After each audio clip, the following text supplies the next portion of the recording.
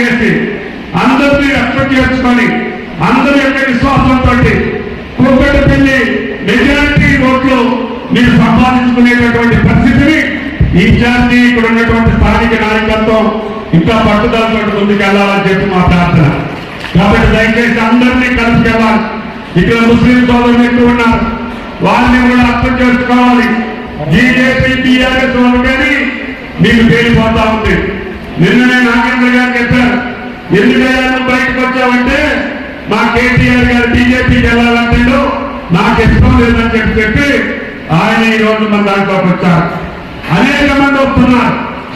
ఎందుకంటే గత ప్రభుత్వం యొక్క దమనకాండ, ఒక తల్లికి పార్లమెంట్ సీట్ ఇచ్చినా కూడా రాత్రి ఉత్తరం రాసింది, అయ్యా మీ ఎక్కడ స్కామ్ వల్ల, మీ భూ కబ్జాల వల్ల, మీ అవినీతి వల్ల, మీ దగ్గర ఉన్నటువంటి కోటరీ నాయకత్వం వల్ల ఈ రాష్ట్రం అధోగతి పాలైందని చెప్పి తెలంగాణ ప్రజలు నమ్ముతున్నారు. అందుకనే మీరు ఇచ్చే టికెట్ మీ ఇంటికి పంపిస్తున్నా నేను నిలబడు అని చెప్పింది, కానీ ఖాళీ కాదని చెప్పి ఈ సందర్భంగా మనం చెప్తున్నా. ఈ రోజు ఆ పార్టీకి అభ్యర్థులు దొరికే పరిస్థితి లేదు. అట్లా అని చెప్పి మనం ఆదమర్చి ఉండాల్సినటువంటి అవసరం లేదు. మనం గట్టి పట్టుదలతో ఉండాలి. చిన్న పవనైనా సరే పెద్ద కర్రతో కొట్టాలి.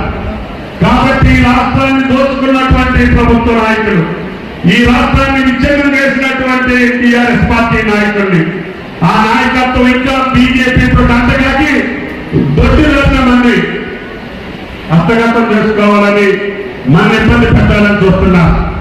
మన ముఖ్యమంత్రి గట్టి ముఖ్యమంత్రి, పొట్టివాడైనా గట్టివాడు. కాబట్టి మనకి ఏ రకమైనటువంటి అభ్యంతరం లేదు.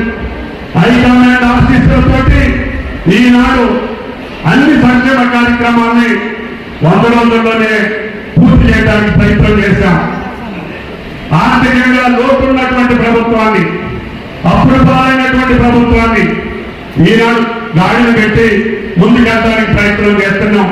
మీరు 14-15 పార్లమెంటు సీట్లు గెలిపిస్తే ఈ రాష్ట్రాన్ని నెంబర్ 1 గా నిలబెట్టేటటువంటి బాధ్యత ఈ కాంగ్రెస్ ప్రభుత్వం తీసుకుంటుందని చెప్పి ఈ సందర్భంగా మనం చెప్తున్నాం. కాబట్టి దయచేసి ఈ 40 రోజులు మీరు గతంలో పడ్డటువంటి కష్టానికి బదులుగా ఈ 40 రోజులు కష్టపడండి. రేపు రాబోయే 5 సంవత్సరాలు మిమ్మల్ని తలెత్తుకొని తిరిగేటట్టుగా సగౌరవంగా మీ ప్రాంతాల్లో కాంగ్రెస్ పార్టీ నాయకుడంటే ఒక విశిష్టమైనటువంటి గౌరవాన్ని దక్కించే పరిపాలన రేవంత్ రెడ్డి గారి ఆధ్వర్యంలో మేము ఇస్తామని చెప్పి ఈ సందర్భంగా మనం చెప్తున్నాం.